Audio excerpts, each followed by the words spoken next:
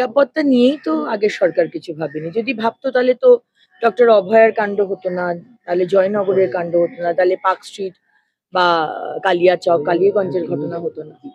আজকে আমাদের সরকার প্রথম দিন যখন সরকারে ছিলাম না তখনও আমরা প্রতিবাদ করেছি। আর আজকেও আমরা যাতে ঘটনা না ঘটে সেই জন্য মাননীয় মুখ্যমন্ত্রী আজকে আমাদের দুর্গা বাহিনী বা আজকে প্রতিটা থানাতে উইমেন ডেস্ক, হেল্প ডেস্ক, প্রতিটা মহকুমাতে উইমেন থানা, মহিলাদের জন্য স্কুটি, মহিলাদের জন্য পিঙ্ক পেট্রোলিং কার, হেল্পলাইন নাম্বার, এইসব ব্যবস্থা করা হচ্ছে।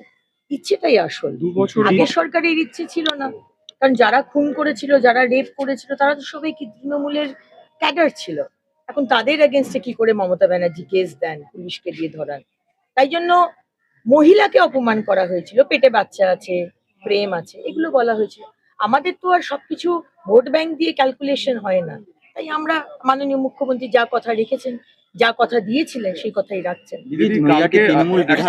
এই প্রসঙ্গে একটুখানি একটু বলি, আগামীকাল 9ই আগস্ট, তো 2 বছর পূর্ণ হচ্ছে। আমরা জানি যে নতুন সরকার আসার পরে নতুন গঠনও করেছে এসআইটি, কি বলবেন?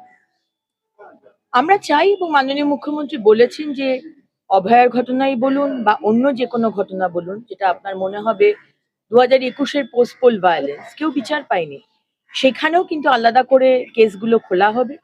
এবং আমাদের দময়ন্তী সেনজি উনি আছেন এই কমিটিতে, ওনাকেও কিছু কেসের কথা আমি বলেছি। সুতরাং রেহাই কেউ পাবে না, রেয়াত কেউ পাবে না। সুমিত্রাকে ডাকা হয়েছে আজকে ভবানী। কালকে ঋতব্রত বন্দ্যোপাধ্যায় উনি আবার বলছেন যে সুমিত্রায় বোধহয় উনি আশঙ্কা প্রকাশ করেছেন উনি বোধহয় মারা গেছেন। তলবও করা হয়েছে। অভিষেক, এটাই লাস্ট কোয়েশ্চেন নিচ্ছি। অভিষেক ব্যানার্জি সুমিত্রা রায়ের কে কেন বাঁচাবার চেষ্টা করছেন বা কেন বলছেন উনি মারা গেছেন, সেটা আমরা ভালো করে বুঝি।